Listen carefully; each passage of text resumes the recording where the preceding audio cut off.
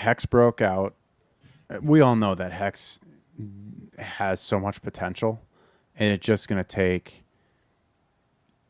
a little more time, but also just maybe if I go into the quick technicals of why it's easier to pump Hex now at this point, and like why that would be interesting. So there's $21 million of liquidity here on Hex, Pulse, the main pair.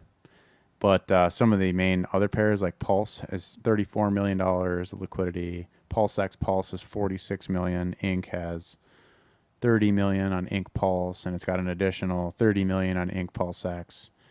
So, all the other RH tickers have a lot of liquidity between them, but PHEX doesn't have so much, so it actually makes it easier to pump that one. If Inc. goes to double-digit prices and sustains them, like $10, $20, $30 per Inc., there's guys that are going to be making insane amounts of capital every single day. And that the difference with Hex is that it forces the user to lock up their funds and push them out into the future to capture that value. And because of that mechanic, it's not like immediately dumpable. So like the upside potential on Inc., no matter what, is eventually going to slow down because of the immediate capital generating mechanism of it, whereas Hex always forces you to generate capital for the future. And because Hex is so cheap, the yield isn't really worth much right now on a short time frame, and which is why I think it has so much more headroom and upside over the next year to 2 years, is because I think, Hexistani, Dylan, talks about how Inc. he thinks is overvalued and Hex is undervalued tremendously. And I agree with him. And I also think that both still have a shitload of upside, especially if we get the kind of adoption that this Glassnode transaction counter is trying to say that is possible for PulseChain. We haven't seen anything, and I think both can go a lot higher. But I do anticipate that at some point, the upside on Inc. is going to start to slow down because of how much people are making and selling into the market. And if any of that, at the point at the end of the bull market where that starts to flow out, or multiple places in the bull market where that starts to flow too far, it's going to start to flow into Hex because Hex is just so undervalued. And it does have a tendency to be a safer yield generating mechanism, no risk required, no impermanent loss. And because, the Inc. yield can be dumped on the spot, Hex yield can't be dumped on the spot.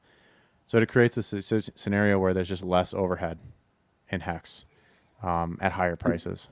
Do you think that the whole, principle of, right now it's kind of like, what reasons does anyone have to hold these coins and not sell versus once the price starts going up, it's like, they don't want to sell, right? What the price keeps going up. Is that kind of switch? How much does that matter once we get to that point? So you're asking me, why would they not sell when the price starts to go up?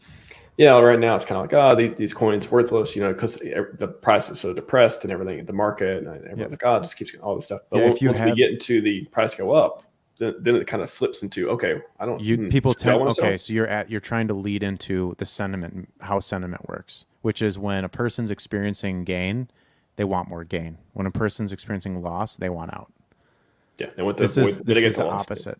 So this is the problem with people. If you're not an expert in market making, you're not thinking the right way. So like, and I'm going to try to help you figure this out. So not you, Max, but just anyone listening that wants to listen to this to get better at this game. It's like a video game. If somebody hates it and shitting on it and spitting on it, that's the thing that you want to be buying, as long as it's got product market fit and it's going to be here for the long haul. That was Inc. at the bottom down here, where it had just went down 97% against Pulse for months and months and months and months. 1, 2, 3, 4, 5, 6, 7 months of down -9. At this point, even I was starting to question, if Inc. wasn't just a problem for the space forever and like it was going to break the whole thing.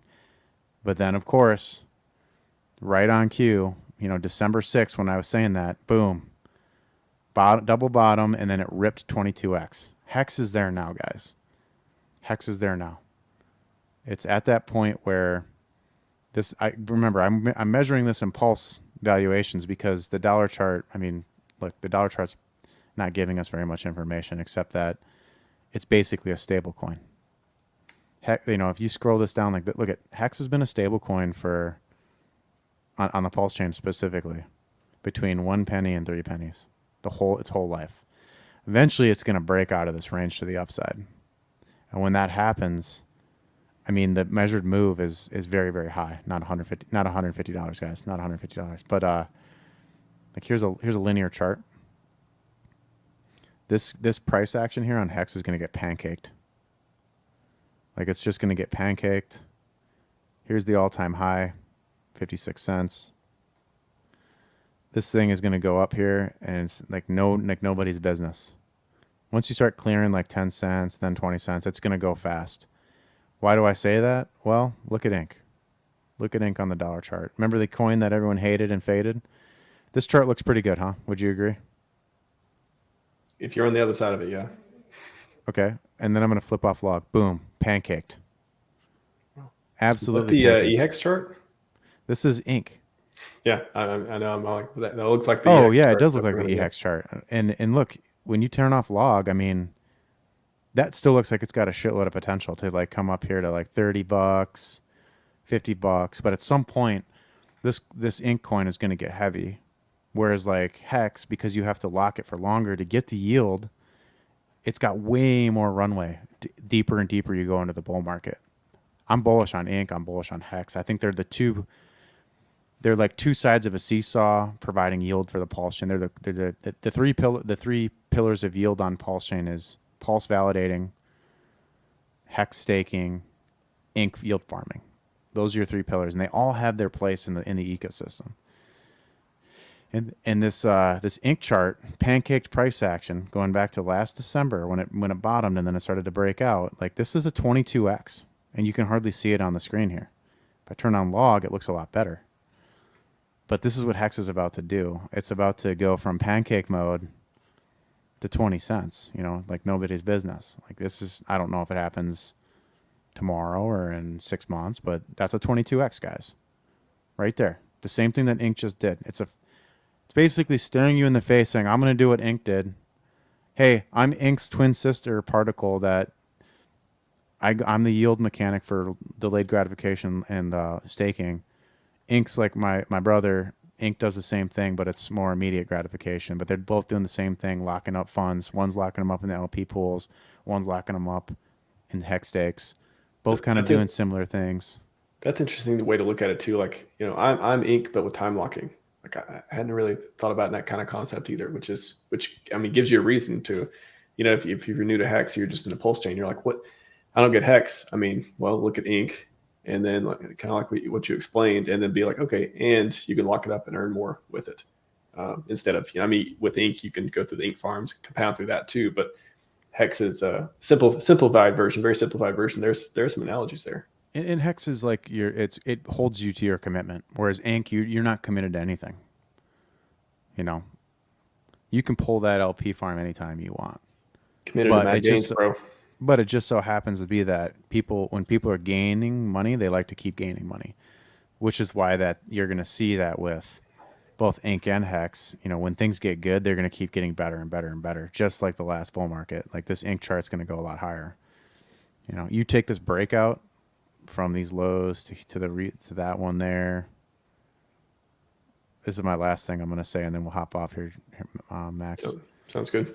Bam.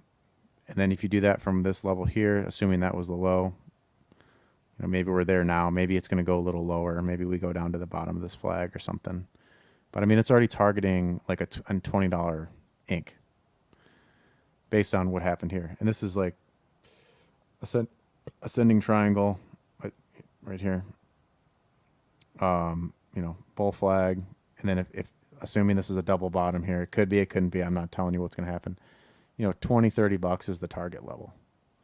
Even then we can play more conservative. We can say from the breakout here to the high, take that level, and then go from there to there. Like boom, right to my white line, $10. We're gonna go back. Obviously, it's gonna go back to $10. The question is like the time frame and things like that. But you know, guys, everything's cheap. Buy what you want. I don't care. It's all undervalued. PulseChain is just extremely undervalued. We'll see you guys when we get the 1 million users, right? That's coming. I'll be here streaming all the way too.